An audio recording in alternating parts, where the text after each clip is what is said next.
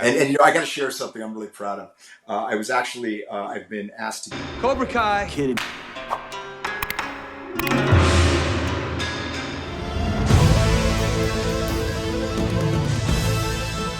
Bonsai, I'm the Cobra Kai Kid, and today I'm joined by a very special guest from Karate Kid 3 and Cobra Kai Seasons 5 and now 6, the one and only Sean Kanan. Mike Barnes, how are you doing?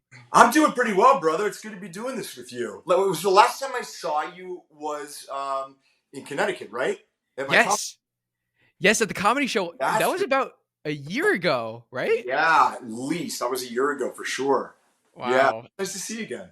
It's nice to see you too. Oh my God. I'm so excited to be talking to you about the season and about everything. I do want to mention, like, you just had shoulder surgery. We were just talking about it a little before, but can you just, for everyone out there, can you tell us, like, how are you doing? I'm whacked on painkillers right now, so I'm doing fantastic.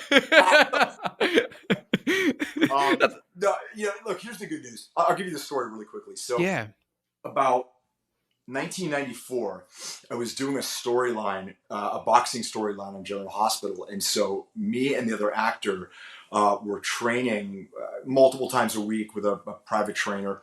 I was sparring with him, and I threw a left hook at him. He blocked it, and my arm stopped, and my body kept going. It completely dislocated my shoulder, and ripped the tendons up, and I dropped to the ground. They took me to the hospital. Most painful thing I've ever had happen so far. And then about 5 years ago, I was doing push-ups and I heard this loud pop and I knew I did something really bad. So, long story short, when Cobra Kai Season 6 was about to happen, I still hadn't been asked to do it. But I went to go see my surgeon and he said, look, if I do this surgery, there's no way you're doing Season 6 of Cobra Kai. And I said, God, I haven't even been asked to do it yet. I think they're going to ask me, but I don't know. And so I put the surgery off, and then we had the writer's strike and the actor's strike, which probably would have given me enough time to actually do the surgery and recover, but I didn't know that was going to happen. So I put the surgery off. I went down, obviously filmed in Atlanta, had a big fight scene with Billy, which was great. It went really well. And I came back, and I think it was like every ounce of residual strength that I had in my shoulder left my body after that fight scene. And I came back here and I was like, let's do the surgery as soon as possible. So the doctor says to me, look, this is a really old injury. And what's happened is you have a full and massive tear of your supraspinatus. And it's retracted completely back. So I got to open it up and I got to see if I can pull it down like a window shade. But I don't know if I can do it. So I might put you to sleep and then just wake you up. I was like, all right, well, let's take the chance because I'm in so much pain right now. I can't live like this. So he said, even if I can do that, you have the ball in the socket, right? And he said, I don't know if I can stretch it maybe halfway so you get some mobility. Long story short, he opens me up. He can do the surgery. He was able to stretch it all the way across, put some cadaver tissue on top to strengthen it. And he said that it was an absolute home run. I saw him today, as a matter of fact. And he said, look, just allow yourself to heal and you may have a new lease on life. And, because I was actually starting to practice martial arts as a southpaw. I completely had to switch because I couldn't keep my left hand. I mean, I can't really keep my left up. And if somebody hit it, it would go down. So now I'm training as a southpaw. I'm not training right this minute, but God willing, it's all going to work out, my friend. Wow. So during filming, who did everyone know that you were experiencing this pain? Yeah, well, I had to tell, I had to tell Don Lee, the fight choreographer, and I had to tell Billy, and Billy was terrific. He's a great martial artist, and he was, didn't do anything to hurt me, which was great. And we did use stuntmen. And they're terrific, but we didn't use the stuntmen because Billy and I couldn't do what was necessary. We did it because the way we shoot this is I'll do my part, fighting Billy's double. Billy will do his part fighting my double, and then Billy and I will do the fight. So they have all three, right? Yeah. And then they can cut it together. And what that does is it allows us to move more quickly so that we can film it more quickly. But, Billy and I did, I would say, 95% of our own stuff. The stunt guys did it too. And they were terrific, and I was very happy to have them. Um, the one stunt, I guess, probably shouldn't say this, but me breaking through the table was my stunt man, and I was willing to do it because I broke through a table in season 5 when Chosen kicked me. I was like, guys, I can do this, which I shouldn't have. But one time we were rehearsing it right before we shot it, and the table was positioned too far back. And so when Billy kicks me and I'm supposed to fall back and hit the table, there was no table, and I just, boom, went down like a ton of bricks. And I really banged myself up. I took pictures of it, and my arm was completely black and blue. And I was just like, you know what? Listen, I've earned my money today, but it's kind of like when you're a little kid and you're roughhousing with your buddies and someone gets hurt. You're still having fun, so it was all good. Yeah. And I think the final product looked really good. It did. And like Sean, for those who follow you on like Instagram and Twitter and who follow like, all this stuff, like we all know how much how much this means to you, Cobra Kai, Karate Kid. And like hearing this, it's like only someone who just cares so much would do like what you did, which is like, it's inspiring. I mean, look, I figure, I had a near-death experience doing Karate Kid 3. So in Cobra Kai, I had a relatively small bump in the road. So maybe if they do a spin-off, I'll get through a fight scene and not even get hurt. It's progress, not perfection. Yeah. I know there've been talks about spin-offs. I know you've been asked this question. But I do want to like see from your head if there was a spin-off of Barnes, or if Barnes could be brought back, would you want to see like what would you want to see? Something maybe after the events of Cobra Kai? Would you want to go back and explore what he was doing before? What do you have in mind? I mean, look, the big three have done Cobra Kai so well that I think it would need to be something new and unique. And I was joking around on X, Twitter. We pretty much we call it X Twitter. And I said, would it be funny if Chosen and Barnes, they were like senseis by day, detectives by night, cruising the mean streets of the valley, navigating the over 50s dating scene, living together, and like Chosen's just like a borderline alcoholic slob. Barnes like has OCD and clean, kind of like that old show, the Odd Couple. Really kind of funny. Yeah. That funny, sort of in the vein of oh gosh, I don't know, Moonlighting or something. Which I know probably I'm dating myself saying that, but I think it'd be really fun. And I said it as a joke, and everyone was like, "That's a great idea." And I said, "Well, you know what? Go pitch it to the big three." But listen. I would be over the moon to be able to work with those guys again. And, if there are any spin-offs, I certainly avail myself to be a part of any of them. Yeah, you'll put off any surgeries or anything. Yes.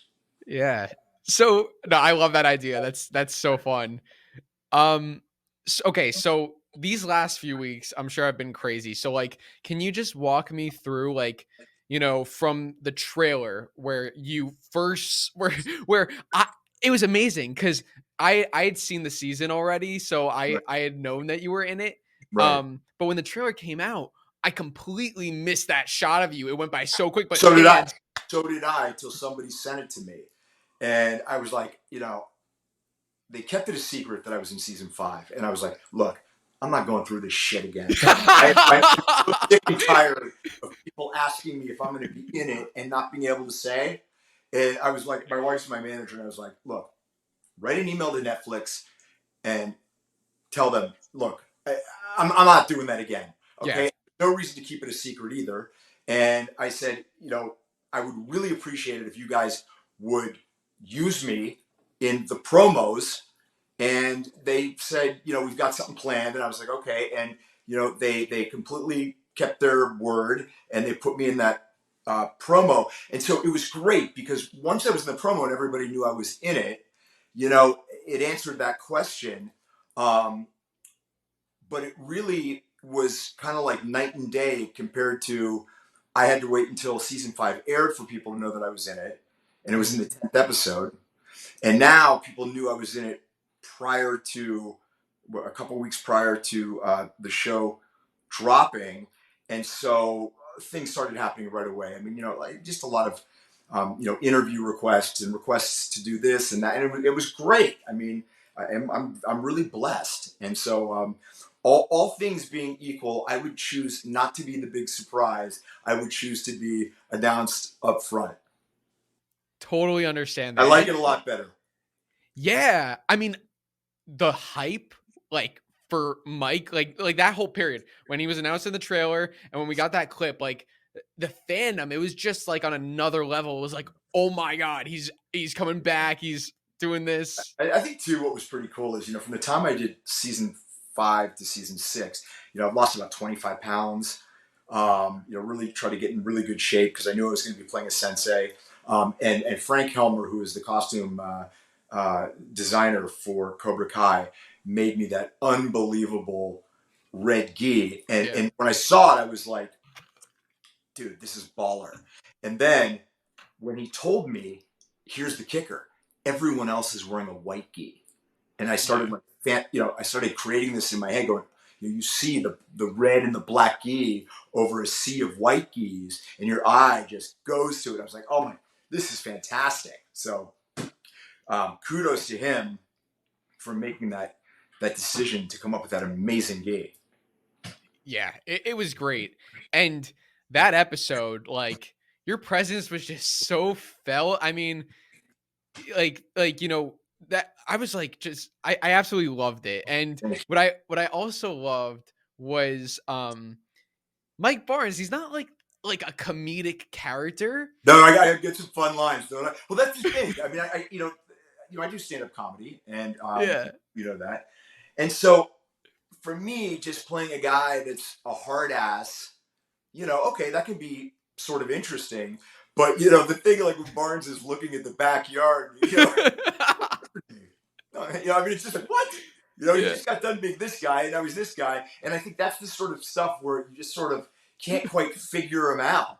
And Daniel can't, probably still, has PTSD from Mike from Karate Kid 3. Now here's this guy that he invited into his backyard, who last time they were there, had his foot on his face, or I don't even remember, but it was Terry Silver had his foot on me, but and I think that those sort of moments, and I think the relationship, like I think Barnes and Lawrence, they like each other. I mean, there's respect there because they're kind of similar in a lot of ways. When Barnes says, I've been itching for a fight and I'm trying to get my power back. Johnny completely understands that because that's how he felt after he lost to Daniel, right? Yeah. And he even says from one bad boy to another. So, that whole fight wasn't about two guys that hated each other. It was kind of like the two toughest bulls in the ring. Sooner or later they're going to lock horns. But I think it was funny, like when the little bit about I'm a champion, and I'm like, yeah, of the Valley. I'm national, and I think that sort of stuff offsets the stuff where Barnes is kind of that in your face drill sergeant. Yeah, well, I think you really brought another level because at this point, with the Sekai Taikai, like we're not there yet. We don't know what's going on with it, and you're coming in like this is ruthless. People have died, and like right. Yeah, I mean, okay, I know you. I know coming into season 5, it was nice for you to bring that like human side to him, like with the furniture store. Right. But what was it like? Because you got to be like the bad boy. Look, I got to tell you, you can't put that red gi on and not feel like a badass. Yeah. Do you know what I mean? So it was fun, and when we were doing the scene, what was the actor's name? He the kid with the red hair. I should know this, shouldn't I? Is it Shane or Christopher with the red hair? Yeah, and he sort of moved his body weight in my direction, and that's when I move. Yeah, that was a total improv. Oh, that was. Yeah, and the other thing that this wasn't an improv, I cleared it with them, but I said, look, you know, I was supposed to say, I think I said silence, and then um, I said I had my chance and I blew it. And I look over at Daniel, and that was all the line was, right? Mm. And I said that's a nice moment because Barnes is aware of what he did to Daniel and aware that it tremendously changed the trajectory of his future. But I said, what if we add something where he said, I'm here to make sure you don't make the same mistakes I did. Now Mm. suddenly whenever he's yelling at these kids, he's not doing it to be an asshole. He's doing it because he cares. And in my head, and I think I'm right. Barnes wasn't doing this for money. Daniel asked him to do it, and Barnes was like, "I'll do it. We're going to do it my way or the highway." Mm. But this isn't about money, and I think it's Barnes's way of saying, "I'm sorry again," and further seeking some absolution for what he did. And probably thinking, I was a pretty lousy 17-year-old, but if I can help these young men and women not be who I was, then maybe I've done something good. Yeah. I love that. I love how he got like another, like we saw the arc in season 5 and he had that another arc in that episode. It was great. And what was really cool, season 5 you got to work with Ralph, Billy, Yuji, Yeah, Thomas, yeah, but this season you got to work with pretty much everybody. Like yeah. what was it like working with the younger kids, and like this was the first time, did you like were you meeting some of them for the first time as well? No, I had met most of them. I think I met all of them actually in season 5. Okay. But it was nice to get to spend more time with them and get to know them a little bit better. Mm. And they're wonderful. I mean, we say kids, but they're young men and Yeah. and they're terrific actors and they're very dedicated and professional and they've worked so hard in the martial arts, terrific at that.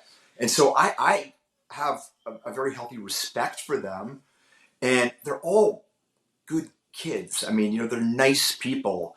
um, Cholo and Johnny and Jacob and the girls, and they're really nice. And I've said this before, but the fact that they're talented on a hit show and they're nice people, the sky's the limit for them.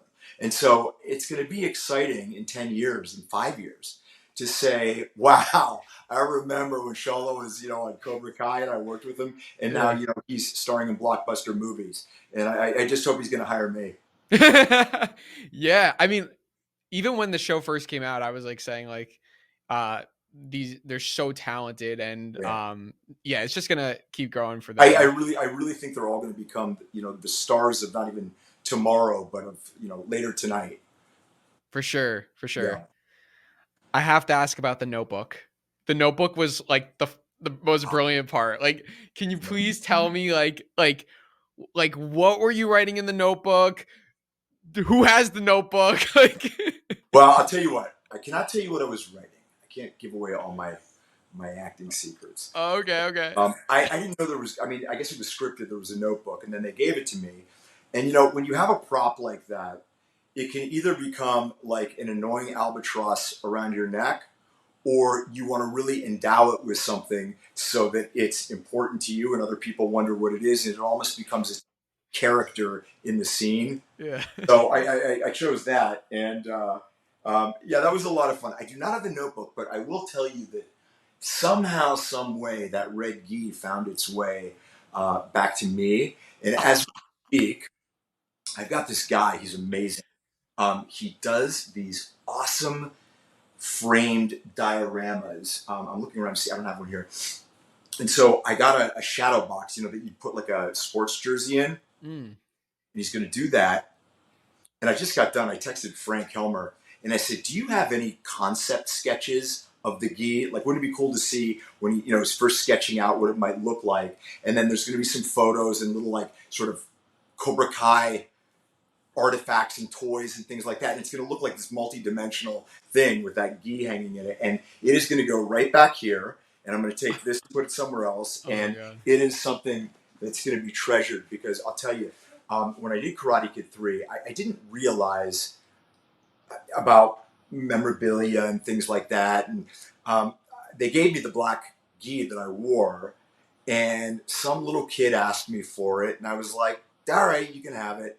And I gave it to him, never to be seen again. And Wow. I heard recently, not recently, maybe like a year ago, someone said, I saw the gi that you gave the kid, and I think it's in like South America.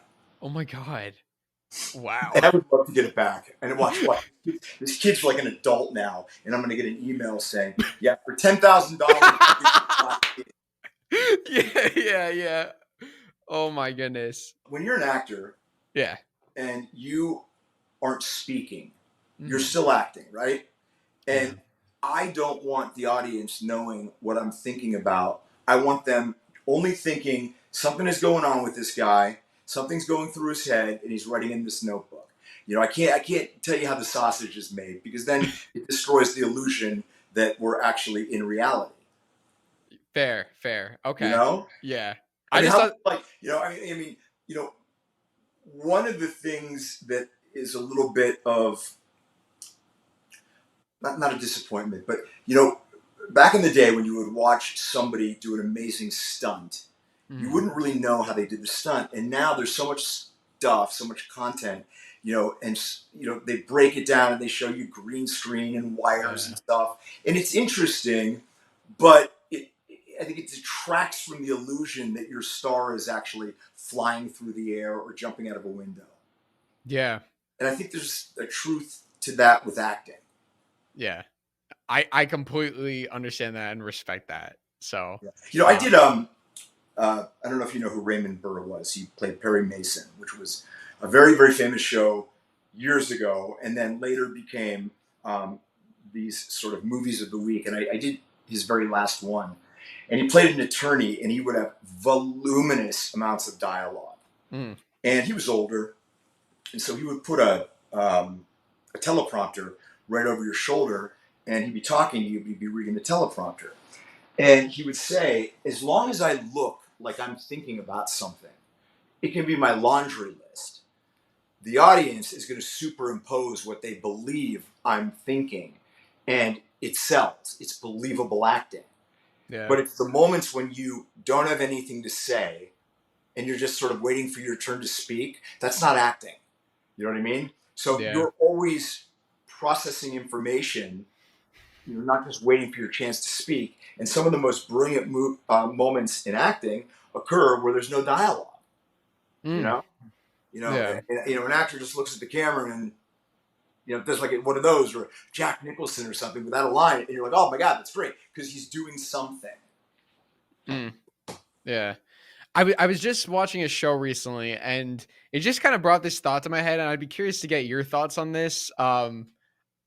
Like, I'm not an actor, so I don't really know, but um, when it comes to like playing a character, and then like as that character, when you're lying or having to act as that character, like you're the character, and the character is lying, or the character is acting and duping another character. Like, how do you go about that? Well, you have to ask yourself, why is your character lying to this other character? What is their objective? Are they lying to them like when, your girlfriend said, do these pants make my ass look fat? No, of course they don't. You're saying that because you love her and you don't want her to feel badly, even though her ass looks fat, right? Or is it a guy going, did you sleep with my wife? And you're like, of course I didn't. No. Well, you're lying because you want to continue sleeping with his wife and you don't want him to kill you. So, in other words, you're always thinking, what is your goal? And whenever you have a goal in a scene, there's obstacles to you achieving that goal. Mm, And then you have to figure out as an actor the different actions that you're going to use to go over, around, or through the obstacles to be believable. So in the case of a scene where you're lying to somebody, your goal is to effectively lie to them and have them believe you. And in some cases, believe you and still love you, believe you and not shoot you, believe you, whatever it is. Okay. So your mm, goal is very clear there, but you need to know why you're lying to them. mm. And that becomes your, for lack of a better word, motivation in the scene. Yeah. What if your character is a bad liar? What approaches would you do then But to like? a bad liar is still going to do their best to lie because they're still trying to save their ass. There are tells when somebody lies, right? There's physical tells. It's debated, but they say, when you look up, to the left, you're the left or the right, you're accessing the creative part of your brain, which means you're creating a fabrication. When you look down into the left, I think you're accessing memory, which is truth, right? So, I mean, maybe what I would do is I would figure out what some of the physical tells are, and I would, probably throw a couple of those in. Oh, wait. So when people lie, because I've done a lot of research online, both as an actor and, for my books, Way of the Cobra and Welcome to the Kumite, and it's not that people do one thing. I watched a seminar with an FBI profiler, and it's looking for clusters. It's looking for groupings of multiple tells and actions that indicate deceptiveness, and that's what indicates a lie. Sorry about that. No, all good. Okay, now I'm seeing two of me. I don't know if that's okay. Oh, And so, but my point is this. It's the same as when you play a character that you watch and go, oh my God, that character's an asshole. Well, an asshole doesn't think they're an asshole. They think that they're simply trying to get what they want, and if they get it, it's good for them, and what's good for them is good for everybody. Do you know what I mean? To use a really hyperbolic and polar example, let's use Adolf Hitler. So you get the news that you're an actor and you're going to be starring in Steven Spielberg's new World War II biopic. You call your mom and you're like, Mom, I got my big break. I'm in a Steven Spielberg film. But you forget to tell her that you're playing Adolf Hitler, probably one of the most evil people that walked the face of the earth. Well, if you play Hitler as just an evil villain, that's a mistake. Because Hitler couldn't have done all the terrible things he did to the scale that he did it if he didn't believe he was doing it for a very good reason. So, even a horrible person thinks they're doing it for a good reason. So you have to find that place in your brain that can get aligned with why somebody who is bad and doing bad things is doing them. And you cannot judge your character. You can never judge your character. You have to only validate what they're doing and find a reason for what they're doing. Judging is for the audience. Judging is for the other characters that you're working with. Do you know what I mean? But it's not for you. Yeah. So was that your approach with Mike in Karate Kid Part 3? Yeah, it was. I mean, unfortunately in Karate Kid Part 3, I wasn't given any backstory, and we never knew why Mike was doing this. Mike didn't hate Daniel. He didn't hate him at all. This is business. This is, you're not going to stand in the way of me making my money, so you're going to sign this damn thing. Now, for me, I infused it with I was doing it because my mother desperately needed an operation. So I was fighting for something good. Do you understand? Yeah. If I had just played it that I was, doing it because I was sadistic and enjoyed tormenting Daniel, it would have been a much more shallow performance. And I mean, looking back on it now, I see a lot of things I would have liked to have done differently now as an actor that's 35 years a veteran actor from where I was, but I didn't have the experience then. Yeah, you always want to give your character a really strong super objective, which means, what are they trying to get more than anything else in the script? And then each scene has an objective, and it's you moving closer to the goalpost and fighting like hell to get your super objective met. Yeah? Yeah. So throughout the film, that was your objective, was like in your own mind. Like, were you keeping that one objective? Like you need money for your mom. That was kind of throughout. I was, and I wish I had scenes where, even one scene, if I could have had one scene where, let's say, hypothetically, I had a brother, and I was like, I'm sorry, I see myself in the face. Okay. I said something like, look, I'm doing my best. This guy won't budge. I know. I know, I'm going to get the money, all right? Just tell her I love her. Now imagine what that would have done. How much different would that have been done without even explaining it? Yeah. If you would have gone, what was that about?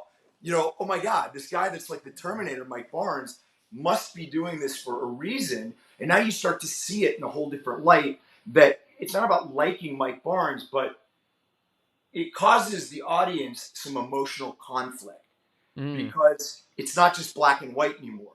And when the audience feels some confliction, that creates drama, and drama is what is the um, it's the gasoline that drives the vehicle of the film. Does that make Yeah. sense? Yeah. Definitely, definitely, yeah, and that's what I think Cobra Kai does so well. Like every character, even the villains, have you see where they're coming from. Yeah, and even the good characters. Miyagi drank, and he Yeah, drank to block out the PTSD of World War II and the things that he did. And you know what? I love the fact that in season one of Cobra Kai, we now see here's Daniel, who was kind of like the golden boy. He was the hero ostensibly, and hmm we see he's a flawed guy. He's yeah, got issues like everybody else. He's not perfect, and that's okay. No one's perfect. And then here's Johnny, that we thought was the villain and the bad guy. Although at the end, when he goes, "You're okay, LaRusso," he gets some redemption. And you realize very few people, very few things in life are monolithically one thing or the other, black or white, good or bad. There are nanoshades of gray in everybody. And I always say good people do bad things sometimes. And bad people are capable of doing good things sometimes, depending on what their motivations are. And it's when you see those shades of gray in characters that I think they're at their most interesting. And when you see Barnes obviously cared about his wife, right? He hmm obviously had enough humanity that he apologized to Daniel and wanted to help him. And you're like, okay, this guy isn't evil. He was a shit and did bad things when he was 17, but you know, there's another side to him. And now we see him in season 6. And yes, externally, Barnes is um, he's prickly, you know, hmm but if you know that he's doing this because it's his way of giving back to these kids, then suddenly you see the humanity in the guy, and whenever we can recognize the humanity in somebody else, we start to love them. We start to build a rapport with them. yeah. I love that. I love the lessons that there is no just completely good and evil. I guess it just depends what perspective you're looking at. Right. I'm curious for you. You have the Cobra Kai side, the strike first, strike hard, no mercy. Defeat does not exist. Like, can sound a little harsh, but could be very useful in life. And then you have the Miyagi Do balance, Yeah, but inner how I peace. look at it. I look at it. Yeah. I look at no mercy as in no mercy to yourself with not being the best you can be. Mm, It's not about mercy shown to another, yeah. or lack of mercy. It's, strike hard, meaning whatever you do, give 100%. Strike first. When it's time to act, act. Don't hesitate. Hesitation breeds aggression in others, and it causes doubt in others, and it causes doubt in yourself. And no mercy means whatever you do, no mercy to yourself. Don't quit. Keep going. So I kind of reframed that. Mm, And I think if you reframe it like that, you take out the dark aspect of Cobra Kai. And it's kind of like, what is it, good Superman and bad Superman, and yeah. you really can take the philosophy of Cobra Kai, and there is, everything is polar. In other words, hot and cold are not opposites. Hot and cold are just polar expressions of temperature. Mm, Love and hate are not opposites. Love and hate are opposite polar, or they're polar expressions of emotional feeling towards something, right? yeah. So when you look at it like that, the law of polarity which is one of the universal laws, says, for instance, if you're broke, if you're sick, if you're not able to find love, the law of polarity says that on the other side of that pole is abundance and wealth, is love, is health and vitality. So it gives you hope. I don't know. We kind of took a left turn here, but I love this. yeah. Okay. So if you like this stuff, you guys, please, read my books. Way the Cobra, Welcome to the Kumite. You guys will love this. And welcome. Way the Cobra is now out on Audible. And I'm telling you what, you have my word of honor. If you read the book and you put it into action, and if your life doesn't change for the better, I will give you back your money. Remember this? This is from last year. Yes, I do. You signed this for me. I love like the motivational stuff, like mindfulness, motivation, and like how you tie it into your life, and then you like tie it into like like you talk about yourself, and then how it could relate to others. Yeah. It's brilliant, and I gotta be honest, Sean. Hearing you, like seeing you and hearing you explain "Strike First, Strike Hard, No Mercy" and the way you just did, gave me chills and made me feel like you got to like Mike Barnes needs to take over Cobra Kai at the end. I wasn't given a lot of real estate on Cobra Kai, but I like to think that with what I was given, I built the best house I could build.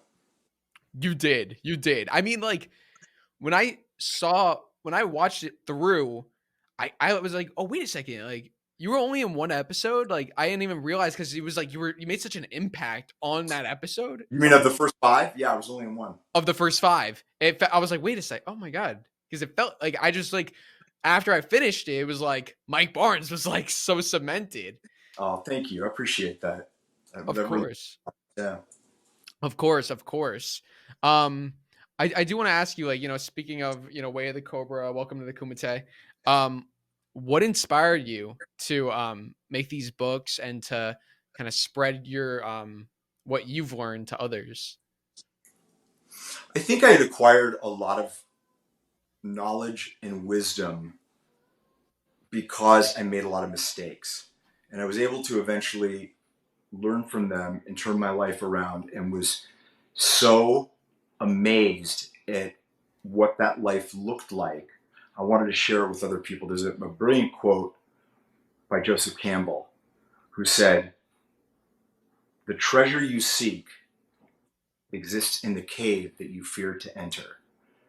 And so whatever that thing is that you think that if you quit doing it or let go of it, your life's not going to be the same, it's the opposite. For a very long time, I struggled with alcohol, and I told myself the story that, well, if I quit drinking, I'm not going to be as interesting an actor. It's all bullshit. All bullshit. And I also thought, well, if I quit drinking, I'm going to be miserable. It's going to be boring.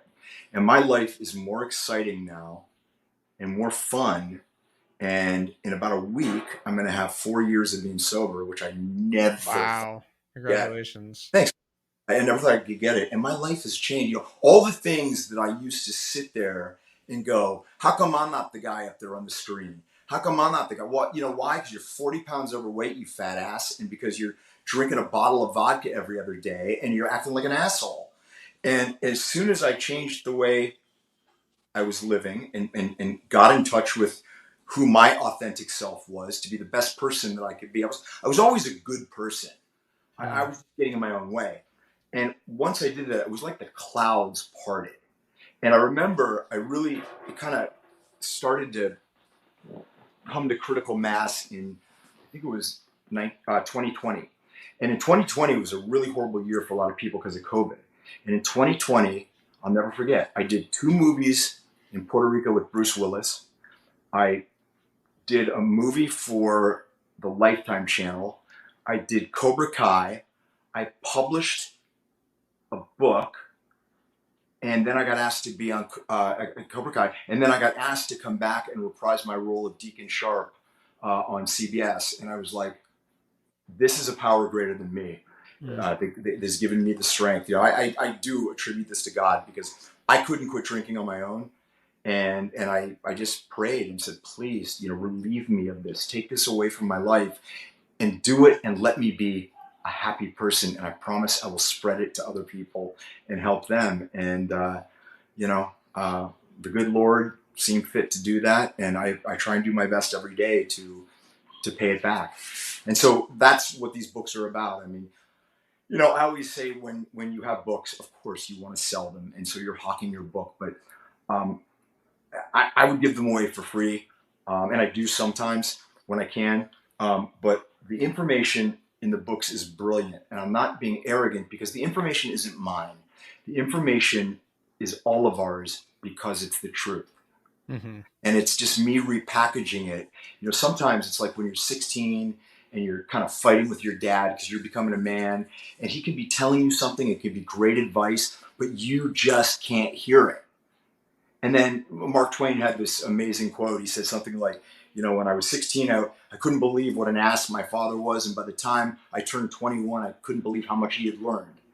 And you know, it's sometimes it's the messenger that's delivering the message, and it can be information you've heard a dozen times over, but it finally resonates. And I like to think that I'm that messenger. That's amazing. Yeah. And you know, I got to share something I'm really proud of. I was actually I've been asked to give a TED talk, and so I'm giving a TED talk in October in Dallas, Oh my God. and it's all based on Way of the Cobra and Welcome to the Kumite. Oh, that's brilliant. Yeah, Congratulations. I'm very honored by that. You know, it was doing my goals for this year, and doing a TED talk was one of the goals. But you have to do a lot of work to try and get that done. And as I was going through the year, I was like, you know, other things are pulling my attention. I don't really think this is going to happen right now. So I took it off my list. And as soon as I took it off my list, Way the Cobra won an award. I had to fly into Arizona to pick it up. I met a guy that was a best-selling author. He said, there's someone I want to introduce you to. My wife and this woman had lunch, and I had sent her a speech, and she said, I'd like to tell you that you have a place in the TED Talk. So it was like it came to me. I Yeah. mean, it wasn't me pursuing it. It was just like, you know, it was in the universe, and it happened. And stuff like that happens to me all the time now. And it's I feel really blessed. But when you get out of your own way, and when you stop trying to go after results, and you concentrate on creating a bulletproof process for anything, and you apply that process effectively and consistently over the overarching span of time, you will get results. It's kind of like if I said, you know, I bet you and I drive a car 99.5% the same way. You know, you unlock the car, you get in, you put the safety belt on, you maybe put something in the nav, you check the mirrors, you throw it in reverse, you check the mirrors, you know, throw it and drive, you obey the street signs and the speed limit, and don't text and don't drink. You expect to get to your destination, which is your result. You know, you don't drive the car going, oh my God, I hope I get there, because you built a bulletproof process for driving a car, right? Mm-hmm. You know how to do it, without really thinking about it. If you can do that for anything, you know, for the way you handle, you know, relating to your partner or your children, or how you handle your job, and you create a bulletproof process, you don't have to worry about achieving the results. It's kind of like I coach a lot of people about weight loss because I've lost 55 pounds.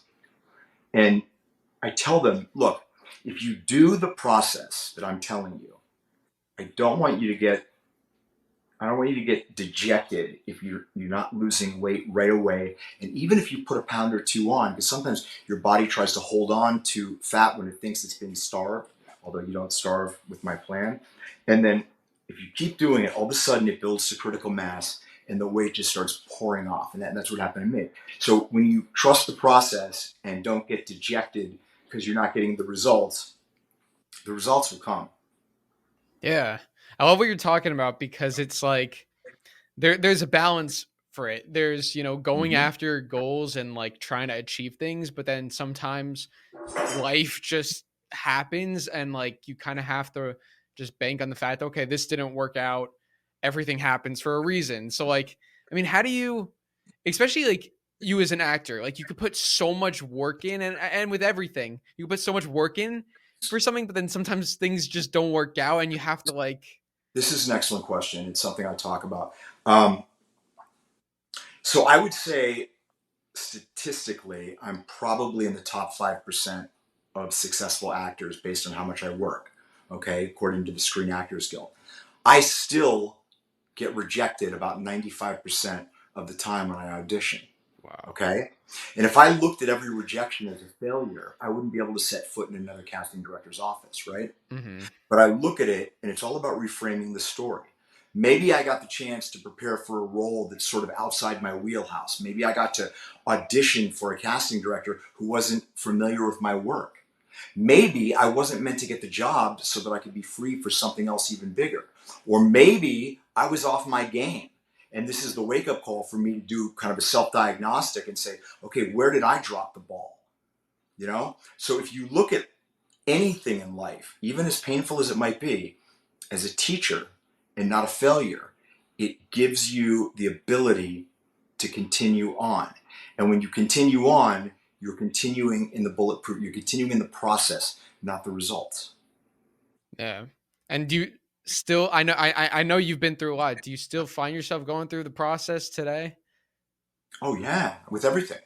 I mean, I'll Yeah. give you an example. I mean, I had a very big job that was offered to me, and I was negotiating it, and it started to seem like even if I did this job, it wasn't going to be a good fit, and I didn't really like some of the things they were doing, and so it ultimately went away.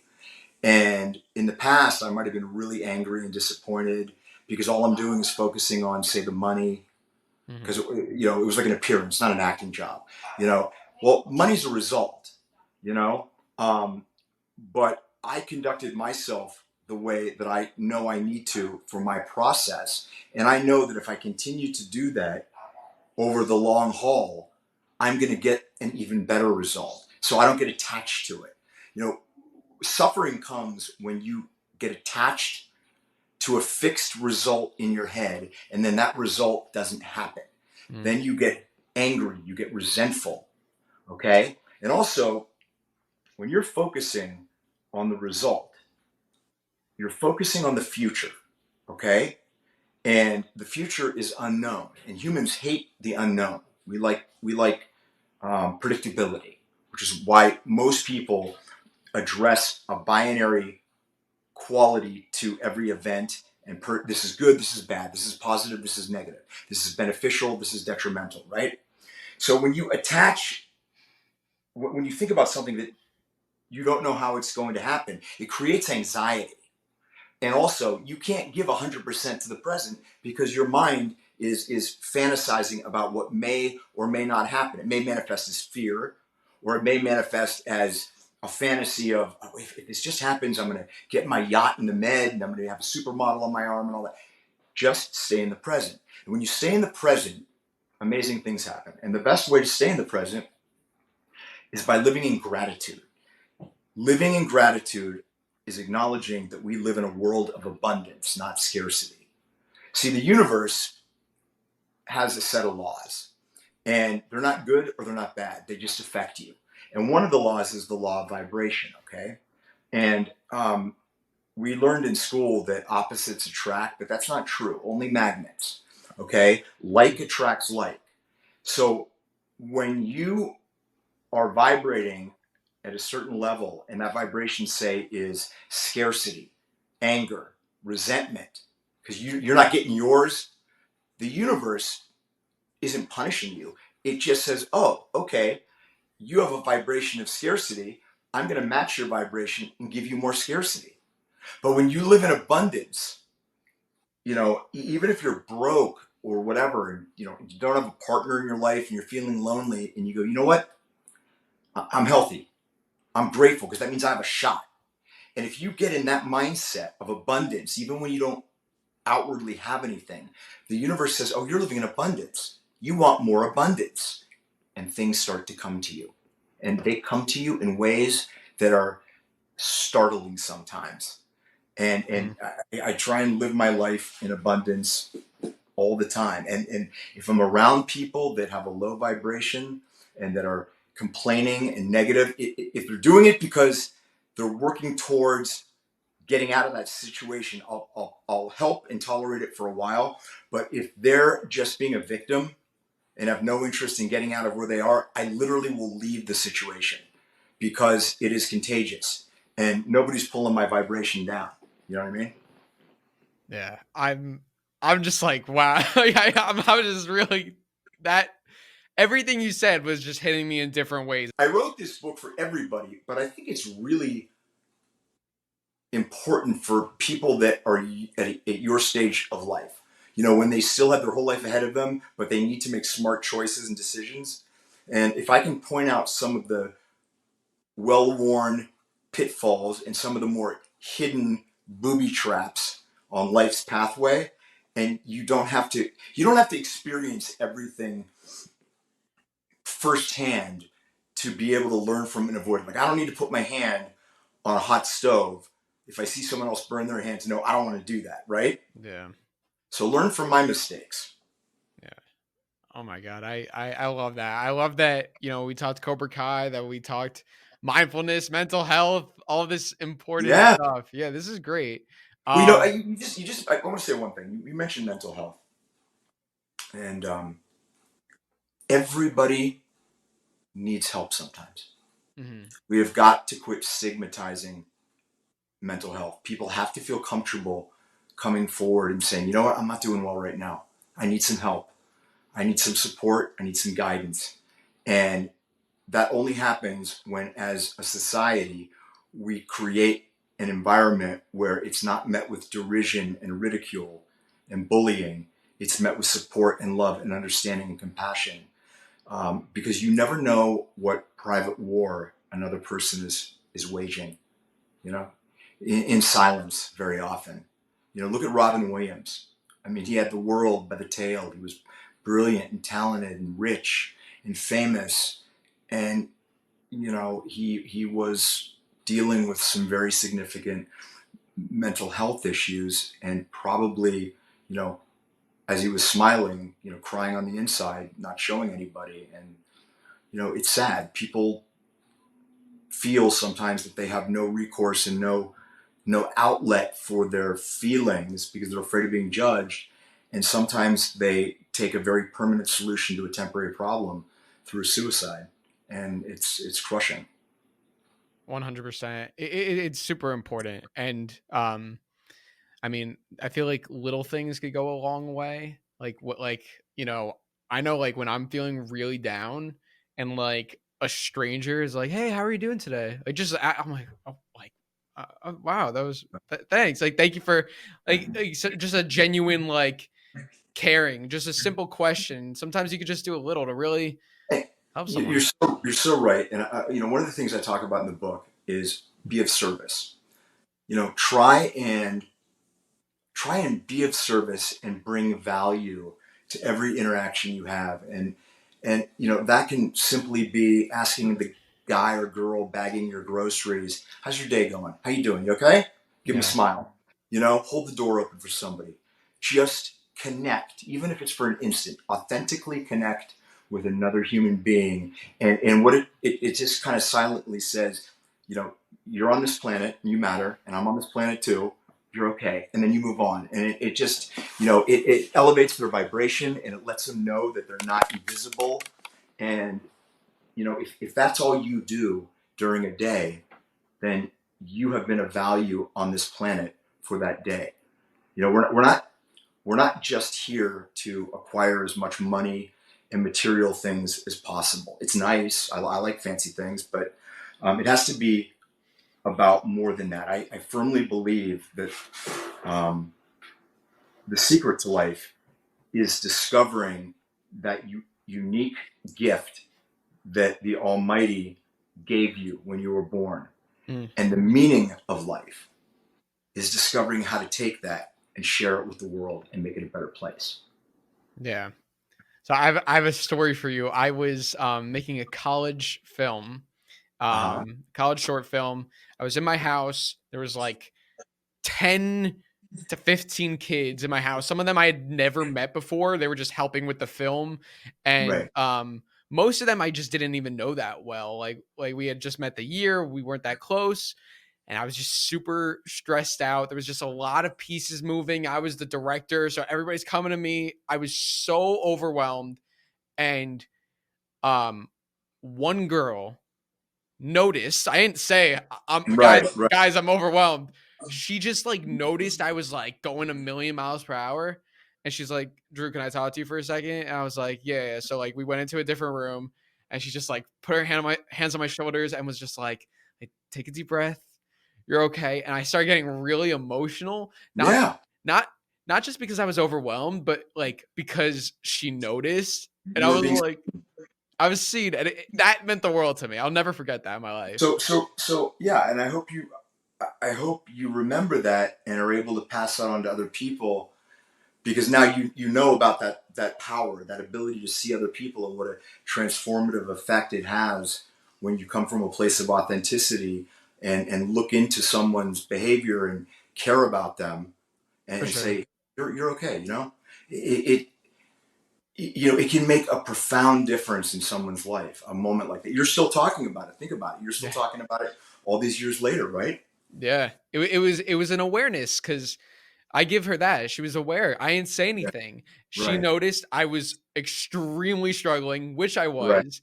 And Right. her doing that, I mean, it was still stressful afterwards, but like, yeah, yeah. So I try and do that. If someone's talking to me about what they're feeling, I just listen and I try to be there for them, even if I can't like Right. fix the problem. It's like, here, like I'm here to And support you. that's so interesting you said that, because Michelle, my wife, and I are working on the third installment of the Way of the Cobra series called Cobra Couples. And men, when there's a problem, we want to fix it, Mm, and and I'm very very guilty of that. I mean, yeah, it literally makes me angry when I see my wife's having a problem because I want to remove the pain and frustration from her. But what I've learned is I don't always have to fix everything. But what I do have to do is connect with her and hear her. And sometimes that's all she wants. She doesn't need me. My wife is a very capable person. She doesn't need me to fix everything. Um, but what she does need is to be on the same page with her partner, which doesn't mean me spinning off, going, okay, I'm going to do this, that, put my cape on, and I'm going to fix this. It's just I need you to hear me and be with me on the yeah, same vibration, and that's how you connect with people. yeah. Because sometimes people just want like to share, and they're not looking for advice, or I don't know. That's what I found. Like sometimes like I'll share with someone and they'll just try and like give a bunch of answers, or like if I'm like sometimes if I'm listening to someone talk about their problems, like I'll just like, ask questions rather than like just right away like being like do this, do that, cuz ultimately it's like this You, person's got to.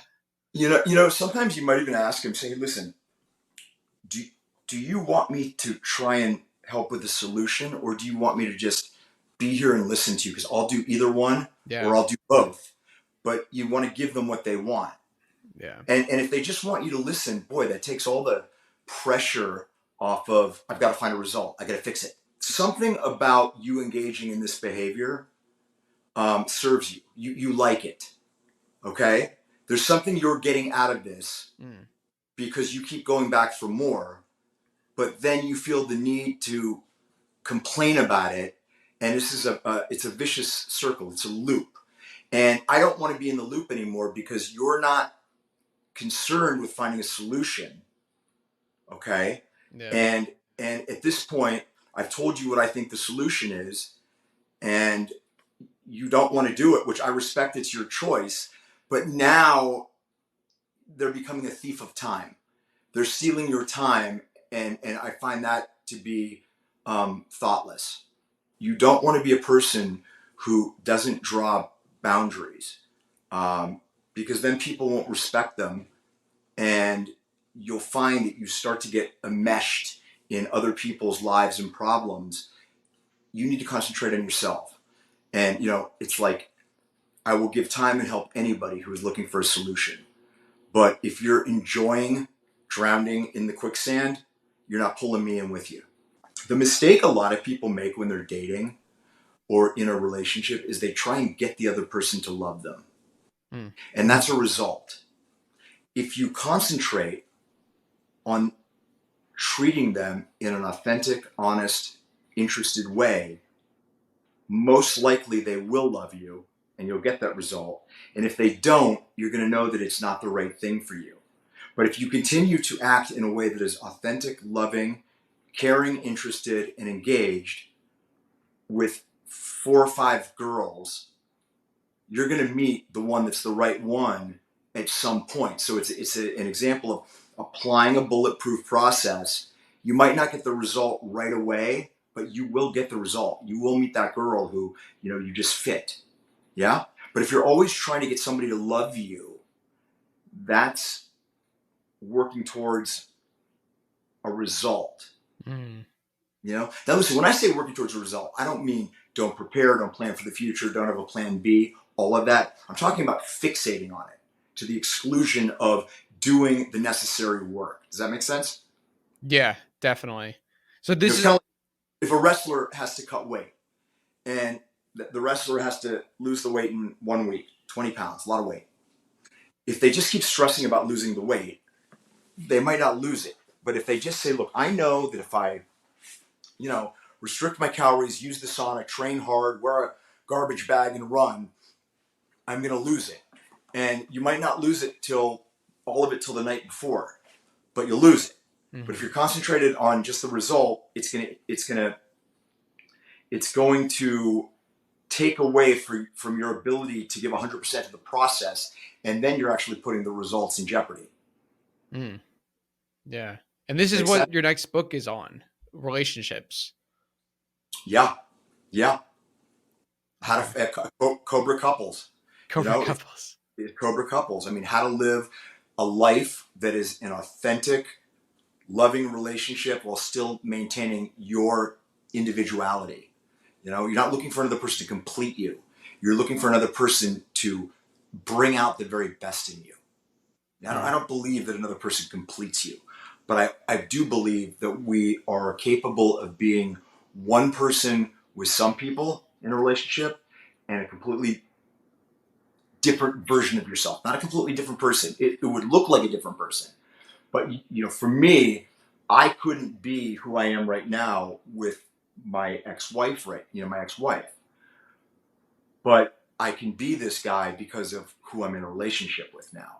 It has given me the confidence and the self-esteem and the willingness to take chances to become this guy. Yeah. I know for me, like talking to different people, just like friends or relationships, like, I act a certain way depending on who I'm with. Cause either like they make me feel comfortable or they don't. And, when you find that one person who you can just be yourself with, like that's, Love is when somebody knows everything about you and they still love you. oof, You know, yeah. that's when you find a person that you can 1,000% be yourself with. About everything. Boy, you don't have to wear a mask because everybody wears masks. It's God. It just takes so much pressure off. You Yeah. can, if you're in a relationship where 20, 30, 40% of your energy is going to, powering the generator to create this I don't want to say facade. Well, facade, yeah, of who you think you need to be in that relationship. If you can unplug that and the facade goes away and plug everything into just being the best version of yourself and ultimately the best partner, which gives you the best relationship, wow, powerful.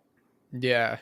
I used to, shy away from things that I was into because I wasn't sure if people would accept that. But then I realized like if I want to if I want those people, if I want the right people in my life, I just have to be myself. And if they're not accepting that, then Yeah, you don't. This doesn't mean you have to tell everybody everything on your first date, right? yeah, yeah, But there are certain things you need to be kind of upfront about because if you have to keep them a secret, it's probably not going to work out. I mean, um, people try and find common denominators when they first start dating, because common denominators are unifying. But like, if a guy and a girl are on a date and they really seem to be hitting it off, but the girl says, I absolutely want to have 3 kids, and the guy says, oh my God, wow,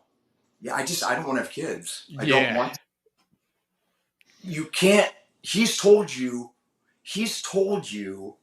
who he is.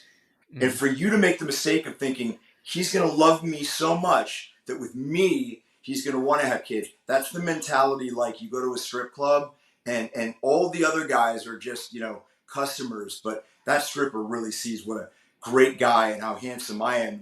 It's ridiculous. You're not going to change somebody's point of view in very, very rare instances. And then when you've now been dating this person for 2 years and you're in love, and you start badgering them to have kids, and the guy's like, I told you I don't want to do it.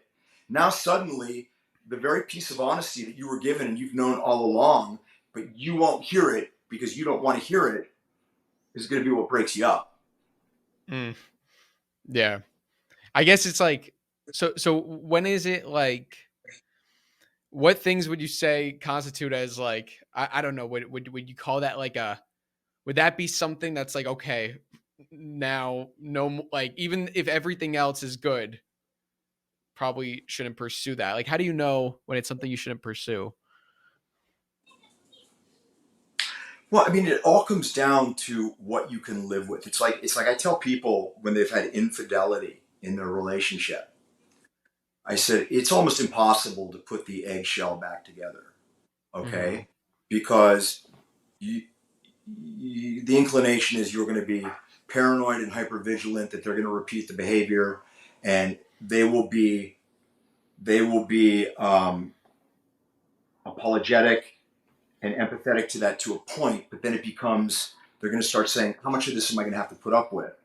Okay, so what you have to ask yourself is, am I able to love this person knowing that they hurt me? Do I have it within myself? Do I know myself enough to know, yeah, I can do it? Or even more importantly, know that no, all I'm going to do is I'm going to punish them death by 1,000 cuts, and that's as bad for them as it is for me. And then you got to walk away. Yeah. You know what I mean? I mean, I believe there are some times when there's a betrayal, like, for me, somebody steals from you once, they're done. Because I believe if someone's a thief, they're a thief. You can put an honest fox in a chicken house and he's not going to eat the chickens. Mm-hmm. But you put a fox that's a thief in, and he can tell you up and down he's not going to steal a chicken, and he's going to steal a chicken every night. Yeah. They can't help themselves.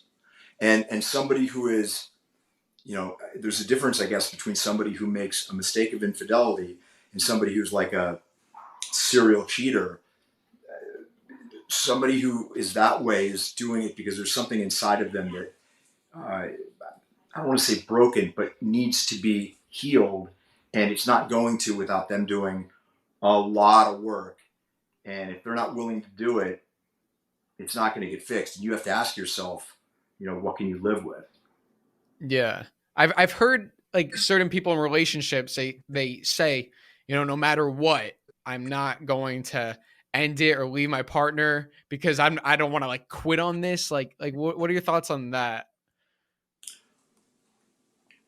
My thoughts are that that's noble, but that nobility can only be extended to the extent that your partner is committed to working through what the mistakes and betrayal was. Mm.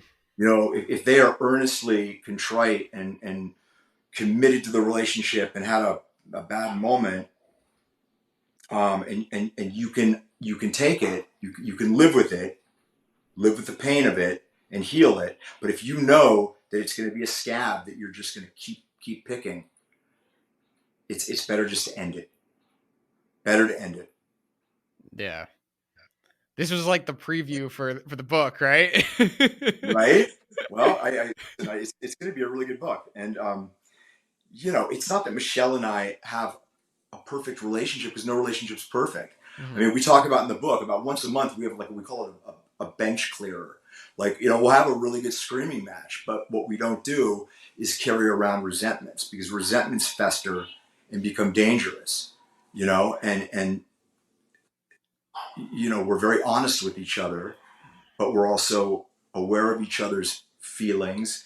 And but that doesn't mean we don't scream and yell sometimes. You know, you know, we're both passionate. I'm an actor. I'm very, you know, but you know, we talk about fighting fair. There's a whole chapter about fighting fair, and it's okay to fight. Couples fight, but there are rules of engagement, you know, and you have to abide by them, because it's a fight. Understanding you're fighting to get to the other side where you hopefully can come to an understanding that will make the relationship stronger, rather than fighting to burn the house down and take no prisoners. So Yeah. is that where the Cobra part of it comes in? Like how does the Cobra side tie into the couples, like the fighting fair and all that? Well, COBRA is an acronym: character, optimization, balance, respect, and abundance. And you know, character, you must demonstrate character in your relationship. Character is having your partner's back. Character is being faithful, being honest, conducting yourself when you're away from them the same way that you would. You know, it's not showing character when it's boys' night out and, you know, you're trashed and, you know, you're all being inappropriate. And no, I mean, I can honestly say that I never behave when I'm away from my wife in a way that I wouldn't behave in front of her. And because of that, I have her trust. But trust is something that must be maintained. Optimization, it means making the best choice with the current information that you have at the time that it's necessary. And as couples, you're faced with decision making. Do we buy this house? Do we not buy this house together? You know, you make a decision together, and it might not always be the best decision, but it's the best decision you could make in that moment. Balance. You know, what good is it if you are both working high-powered jobs, making tons of money, and you're literally two ships passing in the night, never seeing each other, and the relationship dies? Respect. You have to have. Love does not conquer all. You must have respect for your partner. And abundance is understanding that even if maybe you're living in a crappy single apartment right now, really struggling, you're a new couple or you're rebuilding or something like that, you have each other, and that's abundance. And if you have that, and if you understand you're living in abundance, the other stuff, that'll come. That'll come. It's being happy with having, you know, life is not about being happy with as many things as you can acquire. It's how little do you need to still be happy. Yeah. And you find, I call it meaningful happiness, when you're not looking for external things to make you happy. You know, random hookups, overeating, gambling, drinking, excessive spending, because you're filling a hole. Okay, and I spell that whole WHOLE, because you're trying to feel whole. When you're meaningfully happy, you're happy on the inside, and you can have a shitty day, but you're still a happy person. Doesn't mean you're not having a shitty day, but you know, you're still a happy person. And I think these are important lessons for people to learn, and you know, we're gonna do our best to share them in the new book. When is that coming out? It's gonna come out in October Of this year. Of this year. And I gotta before we say goodbye, because I'm gonna have to jump off. Yeah. I want to tell you, I got a new merchandise store with all sorts of cool stuff, and a portion of the proceeds goes to USO, which supports our troops. I've got, you know, tumblers and That's amazing. what do I got? Your karate's a joke. Yes. I got Queen Cobra cups. Oh my god. Sweatshirts, T-shirts, journals. And so if I send you the link, can you put it up? Oh, for sure, for sure. I'll leave it in the description. Share it out there. I'm gonna give all your viewers a discount code, which is Cobra, all caps, 10, and they're gonna get a discount. And part of the proceeds go to help our troops. You're doing a great thing. So show your support for the way of the Cobra and for our troops. Pick up something on the website. They've sent me all the merch and it's great quality. It's really good stuff. So wear it proudly and at least go take a look at it. Just go because you know you don't have to buy anything, but I'd like to get people's suggestions as to stuff that they'd like to see there, or maybe something they don't like. So I want this to be a really cool store that you know, people that follow what I do are going to be able to get stuff that they're going to enjoy. Definitely. I'm gonna leave the link in the description with the code so everyone can go check it out. Thank you, brother. Last question I have to ask you. Okay.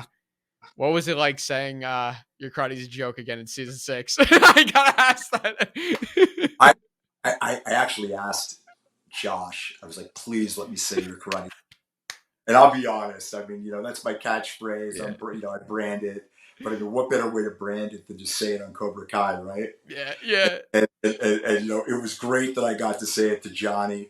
The gold cream puff thing. It was fantastic. It was really great. It was brilliant. I have my reactions. I'm like going through the episode, so I'm gonna post that and share it with you. Oh, please! I want to see that. Yeah, no, I freaked out. I loved it. Sean, this was such a wonderful discussion. I just love, like, I mean, we could keep talking. Like, there's so much. Well, you know, you and I become friends, and it's just like talking with a friend. And you know, I am who I am, and I feel I can talk to you authentically, and that brings it out from you, and we have this great conversation. I appreciate that. I really appreciate that. No, you're a great friend to have. Literally, like, I wasn't even looking at my questions at the end. It was just such a good conversation. Good. No, you're awesome. You're awesome. I really. I'm gonna get you a swag bag.